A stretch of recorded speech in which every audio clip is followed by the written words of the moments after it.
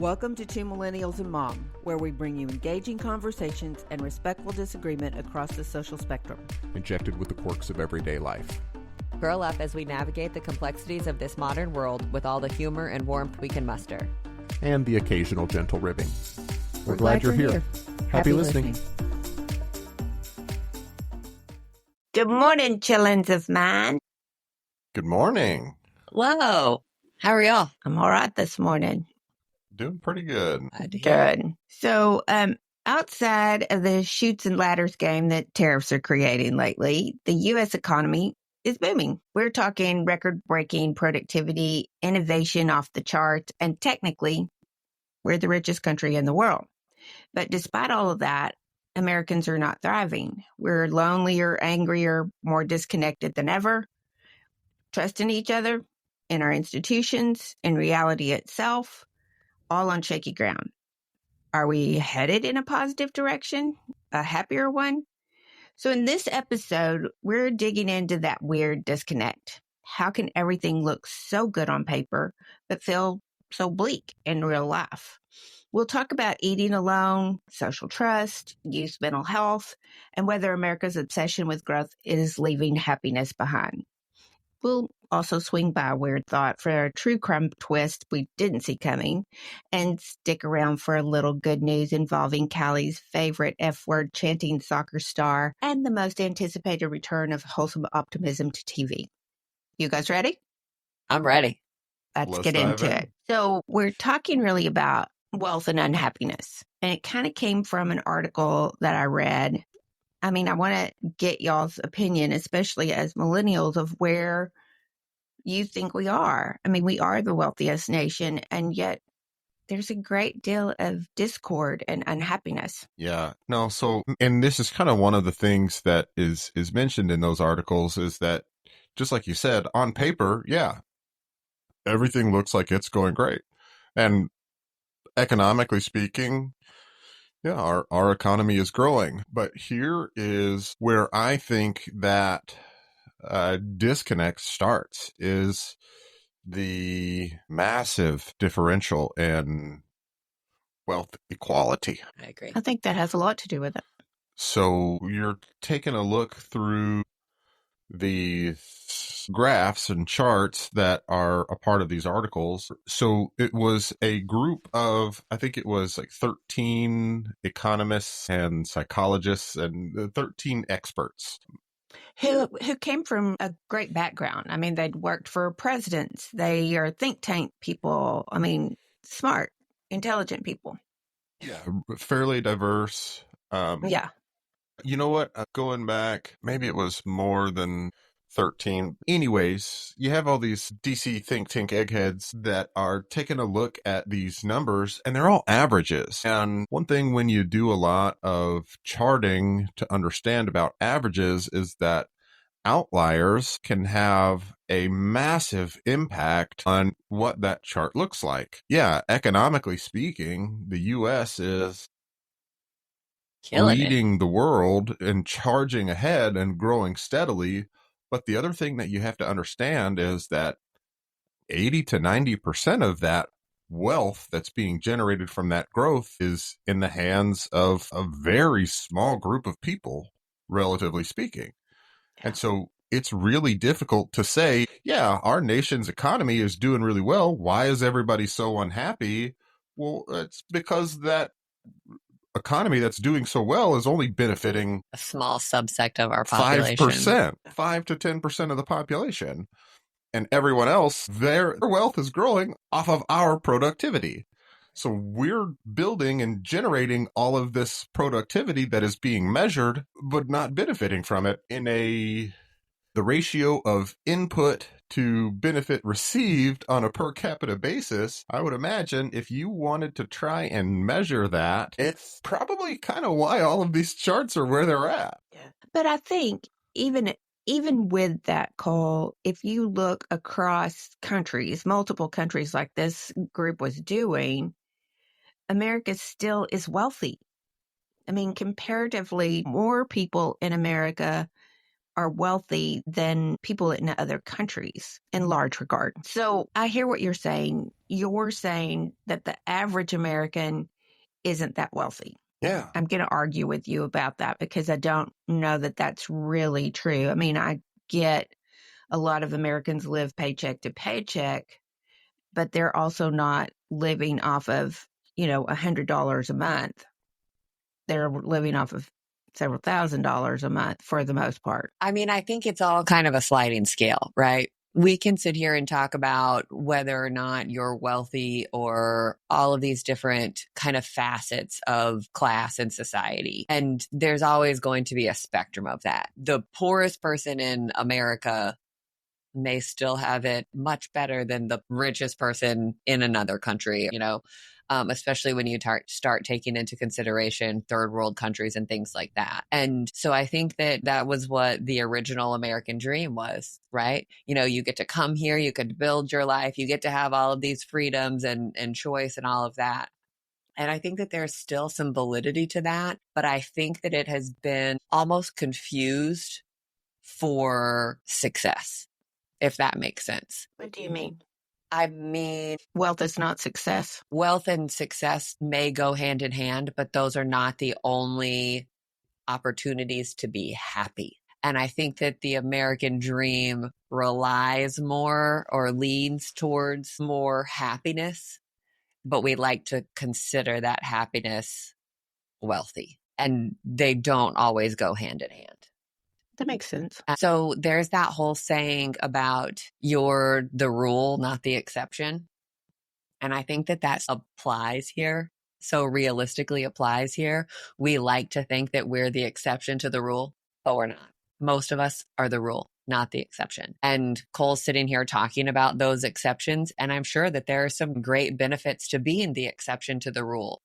But there are more people living in this country paycheck to paycheck, which some of that is of their own doing, of our own doing, of a lack of financial literacy and opportunity in various different ways and capacities. But it doesn't have to be that way. And so then when you kind of start taking into account the wealth disparity and how things are really, truly spread out amongst this country and the population of this country, the rule is a much nastier viewpoint than the exception. Yeah. And this article makes some really good points, I think, when it is talking about kind of almost like day-to-day basis points that it is using to generate these charts, where it talks about, again, we are one of the, if not the wealthiest nation in the world, and our health is terrible. I mean, how do we have such a productive economy and we have people who are foregoing healthcare because they cannot afford it? And that's not the exception. That is, yes, that's oftentimes the rule. Oftentimes the rule. And so, I mean, but I think that's part of the whole point in them saying we have this wealth, but we're not using it well, and it isn't dissipated to everybody. And then you add some other factors in there. I thought one of the most interesting things that they talked about was Americans are eating alone more, not just a meal here and there, but commonly eating alone. I mean, the truth is, I eat alone a lot. I mean, and I have people around me all the time, but I eat at my desk a lot while I'm at work. Or you walk into even a restaurant and people are on their phones, so it's not like they're together. And that wasn't the factor here. This was literally, we are eating alone more often than we used to, even just a few years ago. We've quoted it previously on this podcast in a couple of other kind of storylines, if you will, but necessity is the mother of innovation. And I think that Cole talked the other day about all of the distractions that is the internet and social media and all of these things. I mean, the three of us can't record a single podcast episode without our notifications going off, without getting notified of something else. Somebody's talking to you. This is going on in the world. Here's a headline really quick. Don't forget about this thing. We have so much going on. Our focus and it's more than focus though. What am I looking for? Our Attention. attention. Thank you. Our attention is so divided amongst so many different things and priorities, if you will, that we don't get to focus on one thing with intent for any period of time. Yeah.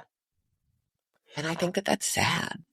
I don't disagree with you on that. I mean, I think that what it does is we're unable to focus on one thing. We focus on 15 things. So I think it takes our expertise away. We are not as good because we're so divided in our attention so often, much of the time. Yeah, our entire existence, we have turned into consumption machines, be that food, be that content, be that whatever it is, everything that we are doing, we are consuming all of the time. But it is at the sacrifice of other things, like community involvement, or even, part of this study was that teenagers don't hang out. I don't have time to be socially engaged. I have things to buy on Amazon and podcasts to watch. Yes. And if you just think back about that, especially if you're in that younger age group, then you're not getting multiple exposures to other things. You're not getting multiple perspectives, even on the same subject. You've only got yours or what is on your algorithm. I was just going to say. Which is going to match so much of what you're doing anyway. So we're losing that type of involvement too. And we're so focused on our phones or on TikTok that we're not communicating with other people. And so that's a big deal. I agree, but I think that is more a symptom than the issue itself, personally. Oh. So what's the issue itself? Access to those experiences. I mean, if you can't afford to go see all of these places, look, how much of the world at this point is undiscovered? Basically none of it. Yeah. Like, there's no more adventure in life.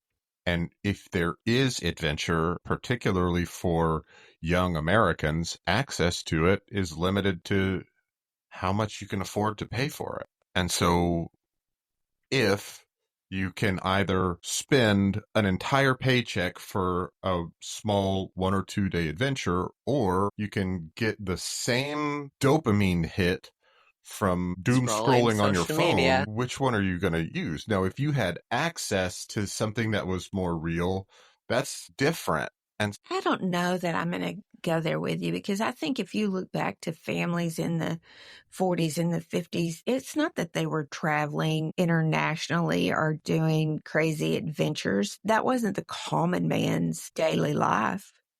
They were, farmers living on a farm, but they had community that they were involved in. Even if you want to go back and say that was church, and that they were more active in church and they had people around them, like-minded people even, than what we do today. I don't know that it's an adventure issue. But I think that has so much to do with the distractions that are in place. I don't want to go and experience something locally, this dinner, this place, because I am too busy scrolling through social media to see what everybody else is doing. I have all of this information at my fingertips. I want to dive into this region of it. I'm going to invest my time here instead of getting out. And so you're talking about people in the 40s and 50s, 70s and 80s. They're going out because they had nothing else to do. If you sat at home, Mom, you have mentioned this on a couple of occasions. How many TV channels did y'all have growing up? 3. I'm not trying to age you here, but we have thousands. And do you know how many of those thousands of TV channels I watch on a regular basis? 3. 0. Yeah, and that's great. But I think that's my point. Like Cole was saying, there's so much content for us to consume. I want to take in this TV show and this movie and this podcast and this, You and I have talked about it. We suck at being bored because there's so much to do. You and I We have talked about it on this podcast specifically. We do at least a 90-second plank every day. When is the last time that you did 90 seconds worth of doing something else without sitting there and scrolling Instagram or reading a book in the process? We can't do it. Yeah, it's hard. Because we are just so busy absorbing all of this shit around us. We have taken and filled our lives with all of this other stuff that we've deemed important. And some of it is, don't get me wrong, and some of it isn't. And we have filled all of our time with stuff that in the grand scheme of things doesn't matter. I want to back up for a minute because I think I need to re-articulate the point that I was trying to make, because I understand where you're coming from. Yeah, it's not all about adventure, but in previous generations, without those additional distractions, it was very easy to set a goal and say, I want to take my wife to Paris. And you could generate enough income to plan that and make that a reality. A priority. A priority to set this aside. Well, in our current existence, that's not an option for most people. And they know that that's not an option. And so why would they take and spend any time dedicated to trying to find an experience that is worth it when they can do the absolute bare minimum and get by on scrolling? I'm not sure I agree with you. I don't think that Americans, especially middle-class Americans, traveled internationally near as much as what your generation travels now. I can tell you, my parents and my grandparents never had We're still passports. missing the point. I'm just using international travel as an example. What I'm trying to get at is that the access to experiences that are meaningful is so limited right now and so expensive that the average person doesn't have the ability to set aside their time and assets to dedicate to those experiences. So instead, they just go to the internet. Right. You can spend $24.99 a month to have Netflix and watch all of this stuff and have access to all of this content instead of squirreling away your $25 a month to save it up to go on this road trip to this place that you've never been. To go out to dinner and have a nice dinner. Yeah. What I'm saying is access to those experiences that make life interesting at this point has become so restricted to your income that most people don't view it as worth it to strive for those experiences, because they can get a pseudo experience 24 hours a day, 7 days a week, 365 and a quarter days a year. Is it that? Or is it that, kind of like what Callie said, we're spending our $25 a month instead of saving it up for a goal that we might have, or that we're just choosing, or our site's so big, I can't just go out for a nice dinner. I have to go out for an experience. It's kind of like getting engaged today. People used to get engaged between two people. Hey, I want you to marry me. I said yes. But now then, it has to be a production. I feel so bad for men today of what they have to do to create this memorable experience. moment. Yes. To ask somebody to marry them. I mean, what's that thing that our eyes are bigger than our stomach is kind of thing? And I think that's kind of what they found here, is that we're so focused on that economic growth that we're foregoing all of the other things. We're foregoing happiness and community and relationships so that we can. I think that's the point that I'm trying to make here, is that we are so focused on that economic growth and so few people are benefiting from it. I agree with you. Look at us. We found an agreement. I do. I agree with you on that. And I do think that social media is part of the problem. I mean, this is going to be a horrible thing to ask, but is democracy or capitalism is probably a better way to say that, is capitalism the problem? I think our Rampant current capitalism? version of capitalism is feeding and exacerbating that issue.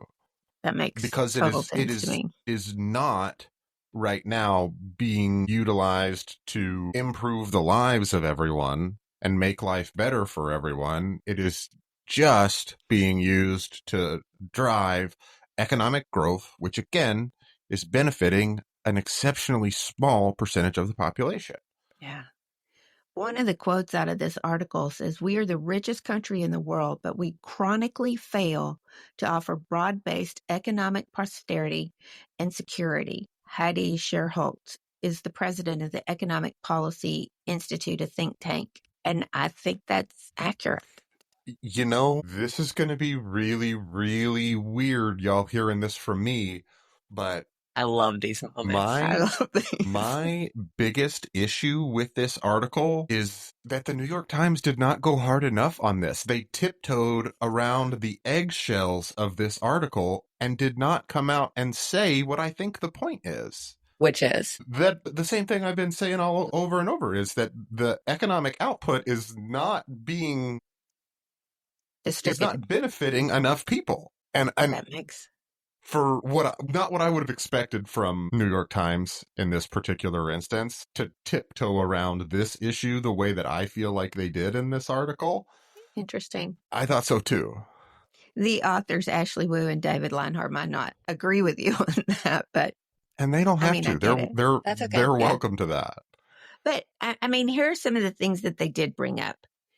We have the lowest life expectancy of any rich country. We have the highest murder rate. This one still shocks me. The world's highest rate of fatal drug overdoses.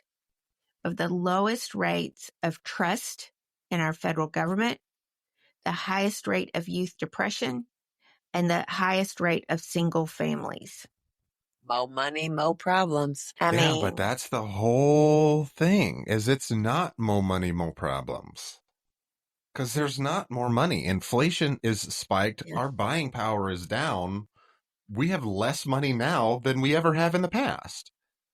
The number may be bigger, but the value of that number is smaller. So what do you do? Because I will say, the article did not offer any... Here's how to become happier in all of this shithole. No, it wasn't there at all.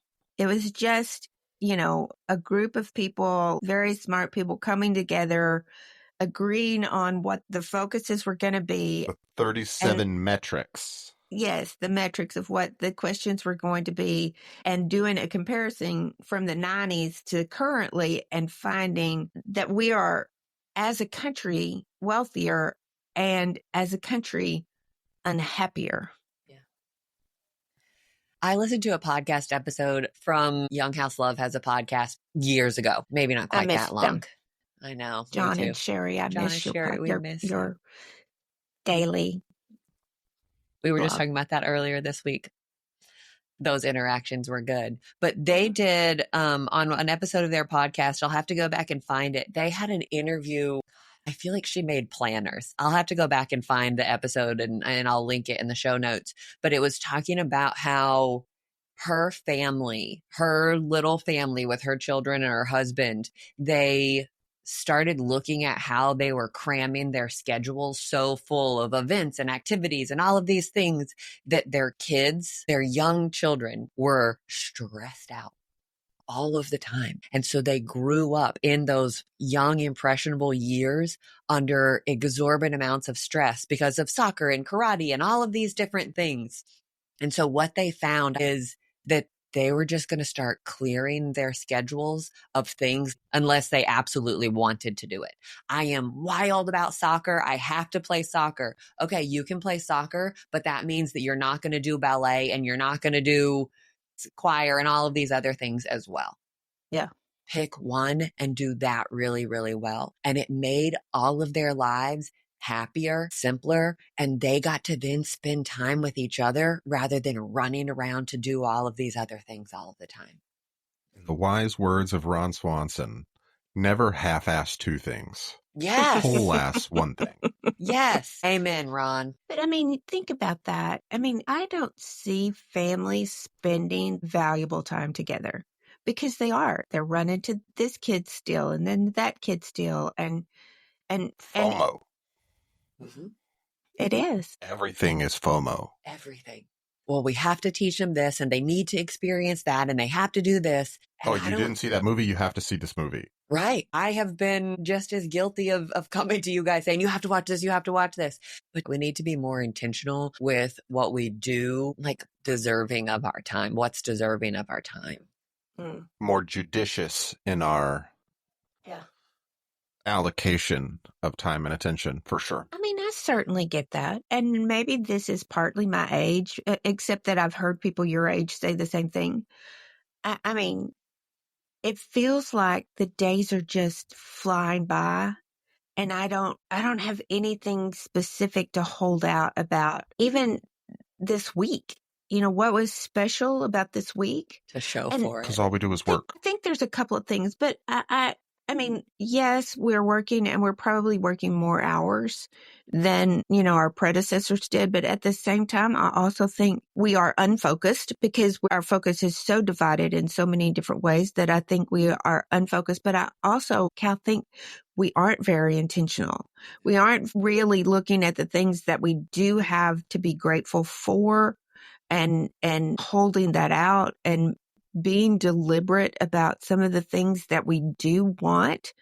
If I want to take that international trip, then I have to make plans to do that. I can't just assume that it's going to happen. Manifest it. Yeah. I got to sit down and figure out how that's going to work and who's going to go with me and where do I want to go and how's the best way to go. So I think it's there. And I know that I'm saying this from a perspective of not necessarily living paycheck to paycheck, but I have a lot of things that I need to be grateful for and a lot of things that I can do. And I don't know, maybe we need to start, Cole, with the things that are, free to do.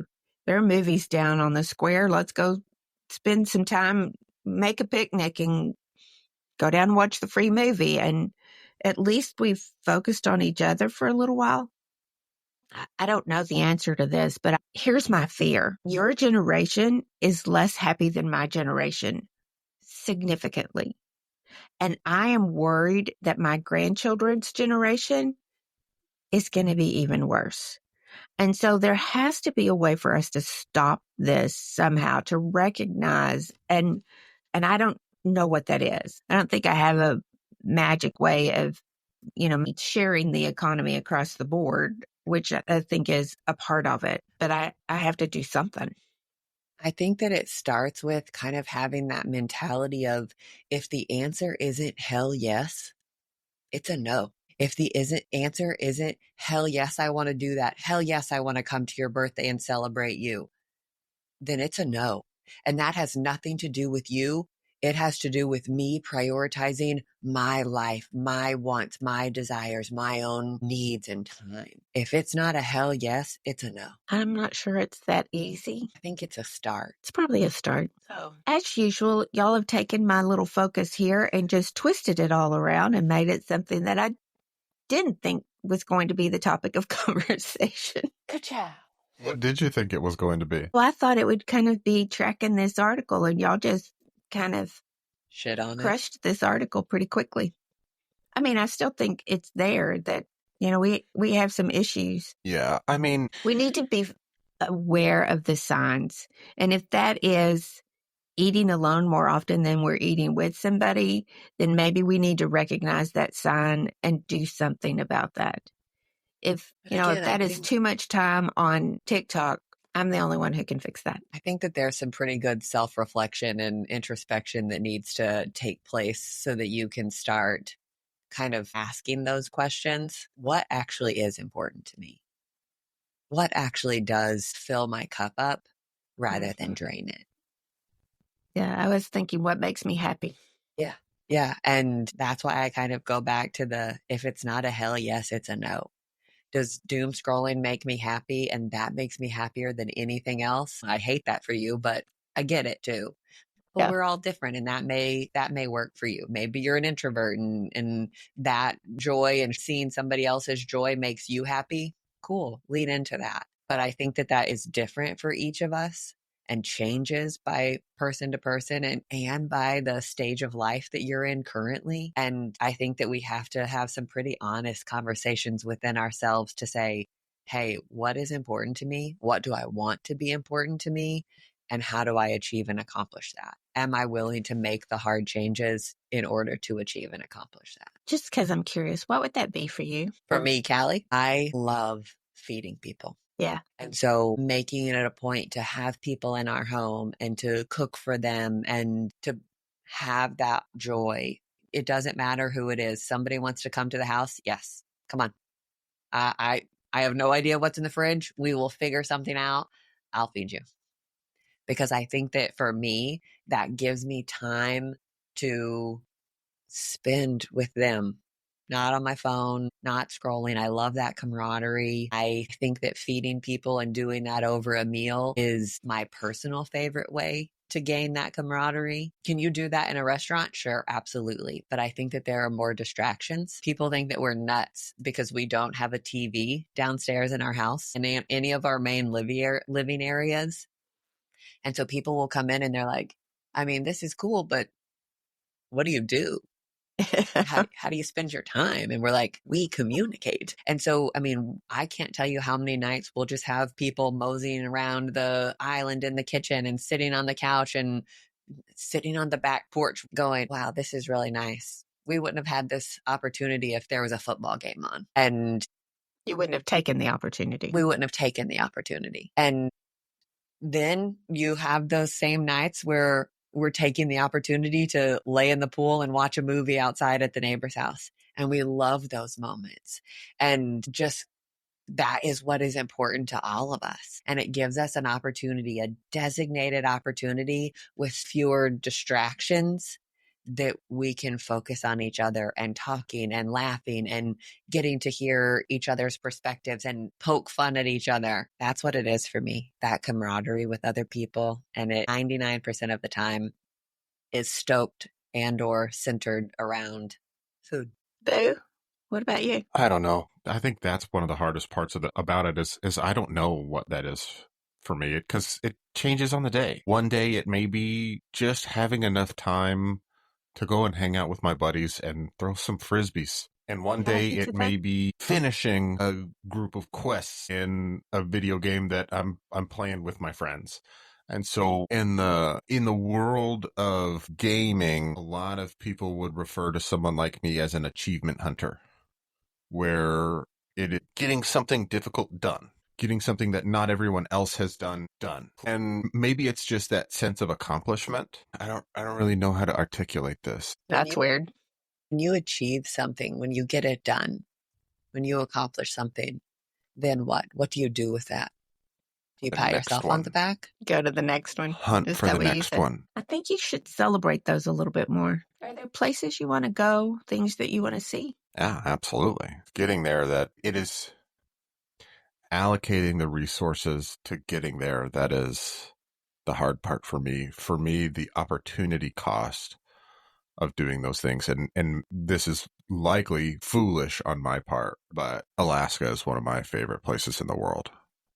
And I would love to make it a regular occurrence to go. But the opportunity cost of something like that is so high that it would be difficult for me to go to Alaska once a year. There's so much other stuff that I wouldn't be able to do in my everyday life to make something like that happen. And I think that that's part of the issue that I've been trying to articulate today is it's so much easier to do all of these little things because the opportunity cost for each one is so much less than to try and strive for and focus on the big things. And I think that stems from not having access to those things. And so we take on those little bitty things that give us just a little bit of that good feeling instead of allocating time and resources to those big things that maybe we could use those big things to coast for a while And I don't think I think everybody if has you- an opportunity to do those big things. But I think there are more people who could do those things if they wanted to, if they thought about it or planned it out or made some sacrifices. I mean, maybe you're not doing all of the routine things that we do to entertain ourselves, and we give some of that up. Well, and here's my privilege for just a second, which I try and keep very much in check. Just because everybody can't doesn't mean that you can't. Sure. And I get that, and I know that I have much more access to those opportunities than the average person does, and I still struggle to reach for them. Okay, I'm going to turn all of this kind of on its head really quick.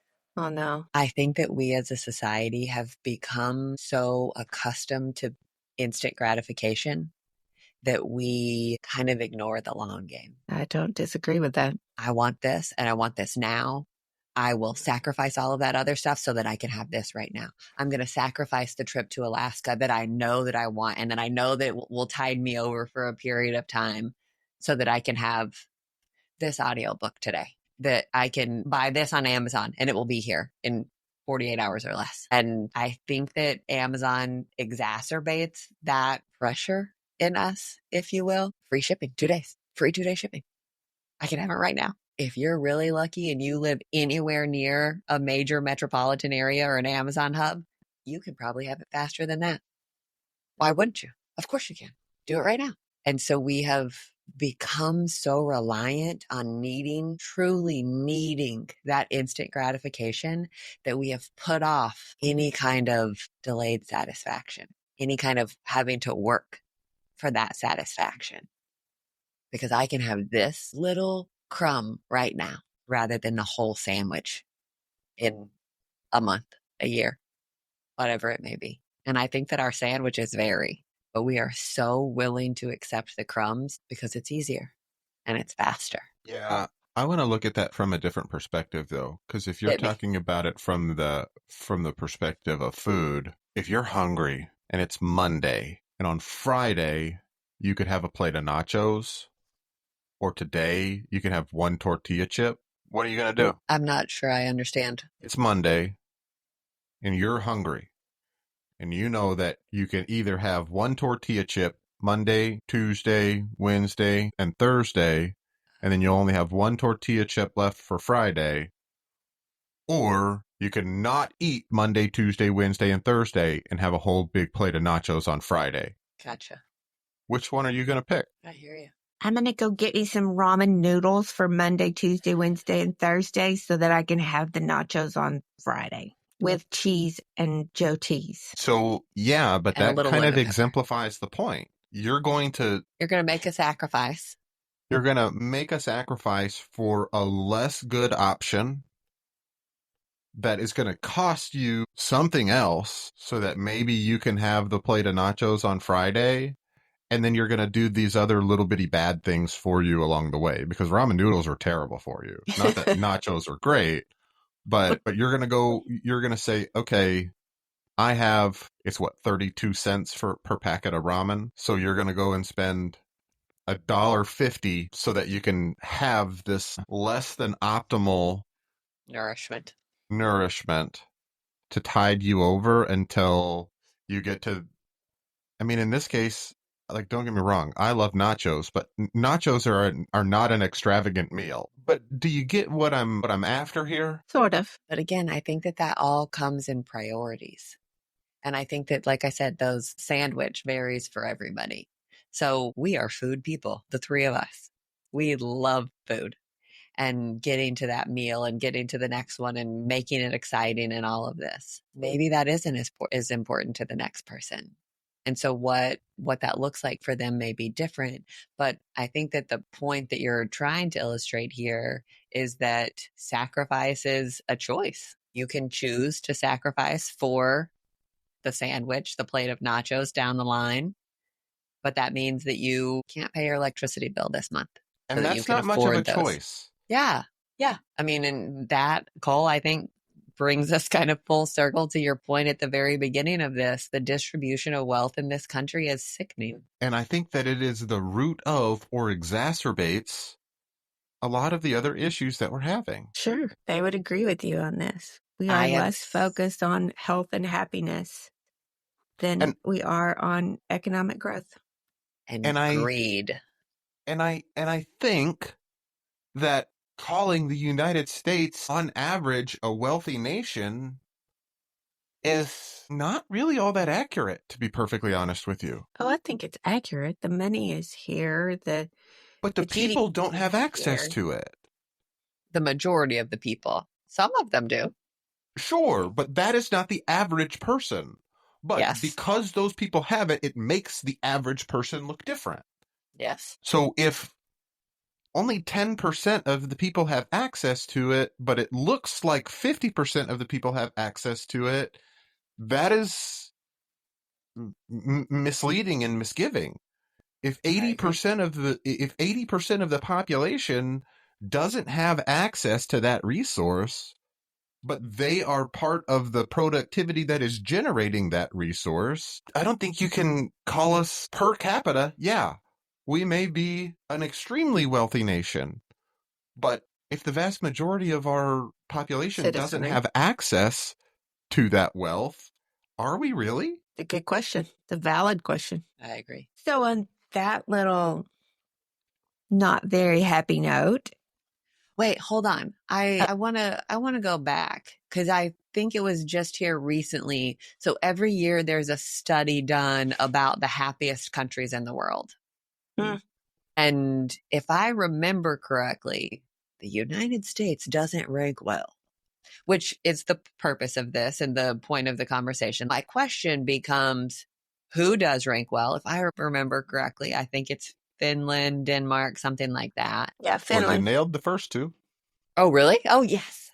Yep. In the right order, too. Yes. I'm even more awesome than I thought. I would be really curious. You know, you talked about wealth per capita. I would love to know where they fall, where those top couple fall on the wealthy scale. I would imagine relatively high. They're also typically, this is a relative term, they are relatively socialist countries that have extremely high tax rates, but also report an exceptionally high level of life satisfaction. So just per Google AI, taking a look here, Finland is sitting at number 1 as of 2025.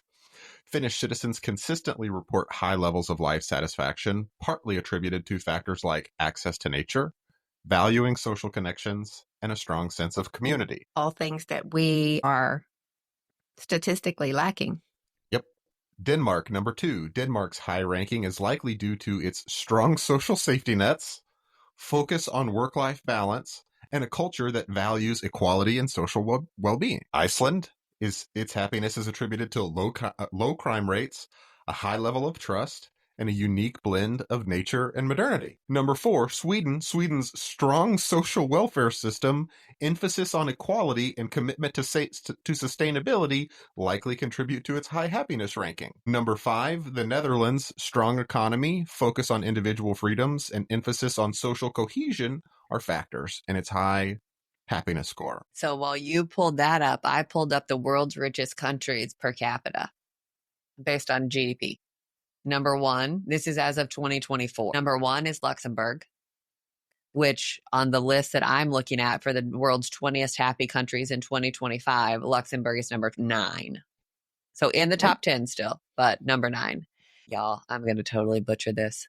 Macau, S-A-R, it's in all caps, I don't know, which is in China, a region in China, the south coast of China, across the Pearl River Delta from Hong Kong, is number 2.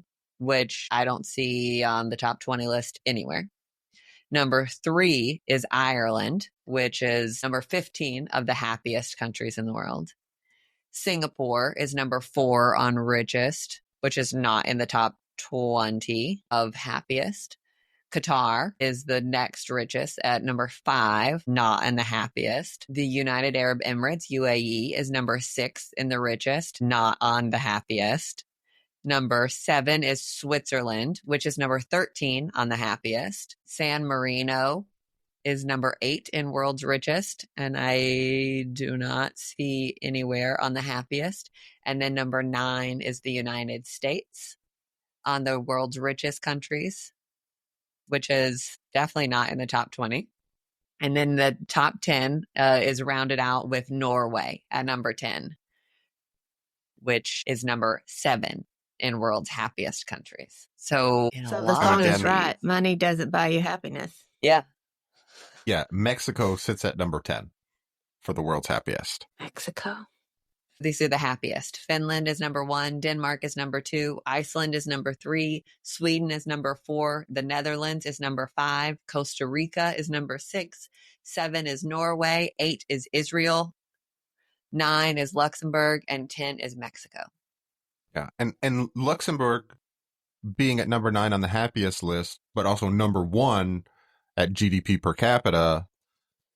Well, if they're number 1 at GDP per capita, you would expect that they're either in a similar situation to us where there's these vast differences in socioeconomic status, or they're not. And because everyone has this high standard of living, everyone has access to this wealth, there's not this great disparity in those experiences, which just in general leads to a happier people. Very curious.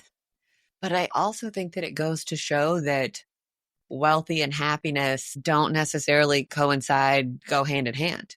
Yeah, with Mexico being right behind Luxembourg in happiness, and they're citing that it's linked to its strong family ties and cultural values. I mean, they're just happy to be with each other, happy to be with their families. And that's great, but they're also not so focused on productivity that it consumes all of their time. Right. Yeah. They're number 75. Mexico is number 75 on the world's richest countries per capita by GDP. So maybe it really doesn't have anything to do with money. Yeah. No matter what Elon Musk on a crosswalk says. Okay. Weird thought. I read this story and I was just so disheartened. This guy, whose name I don't remember right now, Leo Schofield, was convicted of killing his wife of 6 months when she was 18 years old, convicted with very little evidence, no hard evidence, and spent 37 years in prison. 7 or 9 years ago, another person confessed to killing her. He maintained his innocence the entire time. Yes. But he's been in jail and a model inmate the whole time. But 7, 8 years ago, someone else confessed to killing her and had the evidence. I think DNA evidence proved it. But here's the weird part to me. Nothing happened to him. He stayed in prison. The only reason that he is out today is that he made parole. No one went back and said, we screwed up. We're really bad at that. So I did some looking, and it's not an automatic thing if somebody else comes up and confesses to the crime. Which is insane. It doesn't insane. get you off. What? Which is insane. It is insane.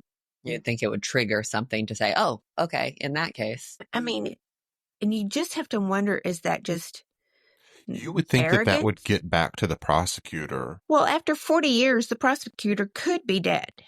Sure. I mean, I didn't look up those details, the but entity of the prosecution team, if Denton County is who is prosecuting me for a crime, and I say I did not commit this crime, and they say, well, we think you did, and we're going to put you away for it. And then someone else comes in and basically tells them, I committed this crime.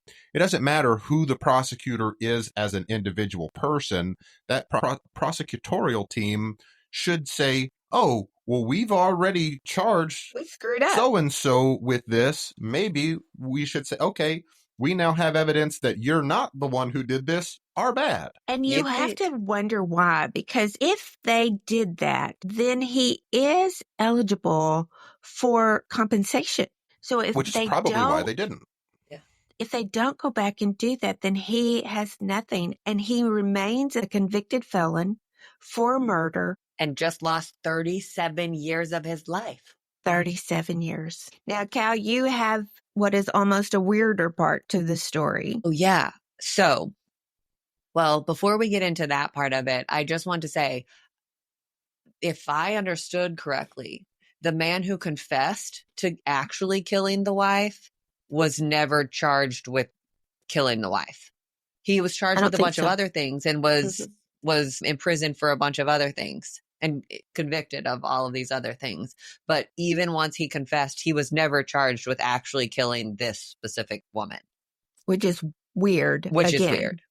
But I think that, again, you would have to take some responsibility and say, hey, we need to take that charge from the husband that we gave it to and put it over here on this dude, which would accountability scary. So the weirder part of all of this is the murderer has gotten in touch by happenstance with the husband. They have now begun talking, and the husband has very freely and openly forgiven the murderer, better understands why he did it, and thinks that forgiveness is more important. And has befriended him. Yes, to encourage him. To encourage him in what he is going through in prison. Yes. I think this may be our weirdest story ever. It is really weird. I'm not really, I love a good podcast. This is all kind of chronicled in the Bone Valley podcast that I feel like I need to go back and listen to. True crime is not normally my thing, but I feel like I need to go back and listen to, because that's kind of how these two accidentally got hooked up with each other, was because the guy who's putting together and producing the podcast, who knows both of them, happened to be with the husband out in the real world when the inmate called, and it was like, hey, do you guys want to talk? Do you guys want to chat real quick? Yeah, sure. Yeah, I don't think I would be prepared for that one. No. 37 years. I mean, he must have been 18 or 19 years old when he went to prison. So all of his adult life has been spent behind bars for something that he did not do. And he comes out of it with this sentiment. This is a direct quote. Forgiveness is not about the person who hurt us. It is about us who are hurt and being freed from the effect of that. Y'all, I don't know that I am that big of a person. I don't think I am. And if somebody murdered one of you, even if I could find it in the depths of my heart and soul to forgive them, we ain't friends. I'm not going to call them up and be like, so what was on How can I help? prison menu this week? How's your week been? No, we're not friends. That one was creepy. So, good news story, Callie. He's here. He's there. He's every fucking where, Roy Kent. So, Apple TV has officially confirmed. It's been speculation, lots of other sources all across the internet. Ted Lasso is coming back for season 4. And have they said what it's going to be? Because he's in the U.S. He's back in the U.S. He came home. I don't think that they have said. There's lots of speculation. It's going to be about the women's team. It's going to be him from here, and it's going to be different. I don't think that any specific details, actual details, have been shared. So I just have to say, you were so hesitant to watch Ted Lasso. You had said you'd tried a couple of times. You were not into it. And now you are one of the biggest fans. I am. It does start slow, and it is kind of odd for the first episode or two. Oh, there's a couple of weird ones in the other episodes, later on. Sure. But by that time, you're already buckled up and in for the ride at that point. Yeah, I couldn't get through the first episode. Maybe I'm impatient, but I want to. Instant gratification. Yeah, it is. I want to kind of have a general idea and a foundation of what's going on before you start telling me all of these things. We watched something the other day. I can't remember what it was, but I was like, we watched that TV show with Robert De Niro, 0 Day on Netflix. Yeah, that one was strange. Yeah, it is. It's interesting, and you get into it eventually. But I told Ryan, we're sitting there watching it, and we're like 4 episodes in, and I'm like, what is going on? I don't get it. I don't understand. And I felt like I had started watching season 7 of a show halfway through it, and nobody told me any of the backstory. And I feel like Ted Lasso was like that for the very beginning. Hey, it's just going on. It's happening. You're here. And I'm like, I don't know these people. I don't know what's going on. I don't care. I'm not rooting for them yet. I don't have enough information to begin rooting for them yet. And I love to root for people. I love to get invested in their stories and who they are and how they got here. And so I like that character buildup. And Ted Lasso kind of jumps in first. And it's a little bit depressing with the divorce and his wife and all of these things. And you're just like, why do I care? Why do I want to watch this? I don't want to root for you. I don't know what's going on. And so it definitely, 2 of my favorite people came in and said, no, Callie, you need to watch this. And I trusted that from you guys. And after I got through the first, probably 2 episodes, I was hooked. I knew enough. I was patient enough to get enough of their backstory to start rooting for them and cheering for them. And then I just really liked them. I think that's kind of the point, because everybody else in the show kind of felt the same way. Mm-hmm. Who is this weird American guy who's a football coach, an American football coach who's now coaching a Premier League team? Yeah. Like, who is this wanker? Yeah. Who is this guy? And I think the show is about, and Ted Lasso does a great job of, give people a chance. Yeah. Give them every opportunity to do it right, and give them the tools they need to do it right. And eventually they'll get it. Which is so very much in line with who I am as a person. It feels so weird even talking about this, me being impatient. I'm a very patient person. Yeah.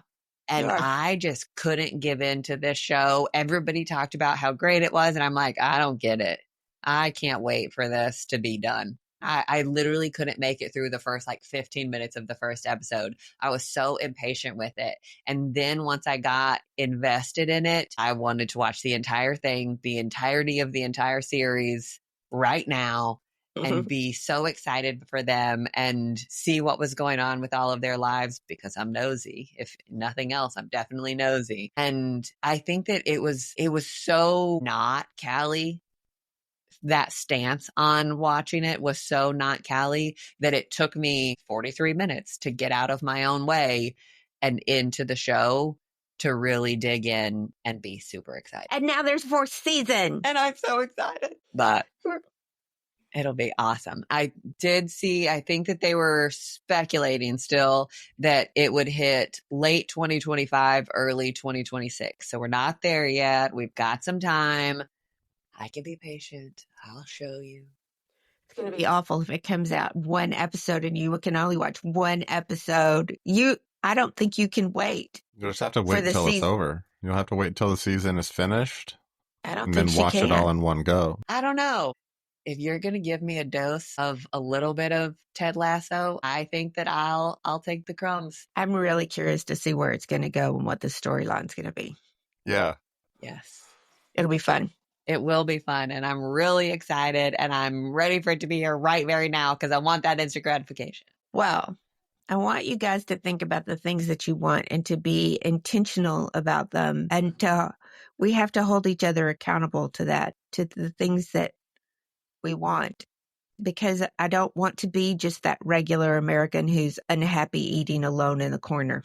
Yeah. And I think, like I said earlier, I think that requires some pretty serious introspection among each of us individually to answer those hard questions. We have this podcast to have hard conversations and to kind of work through difficult questions and not just sit idly by, to have the talk, even when we disagree. And so I think that we need to take that to heart in this kind of avenue and say, okay, happiness is important. What does that really look like for me? Put the happiness in front of the wealth.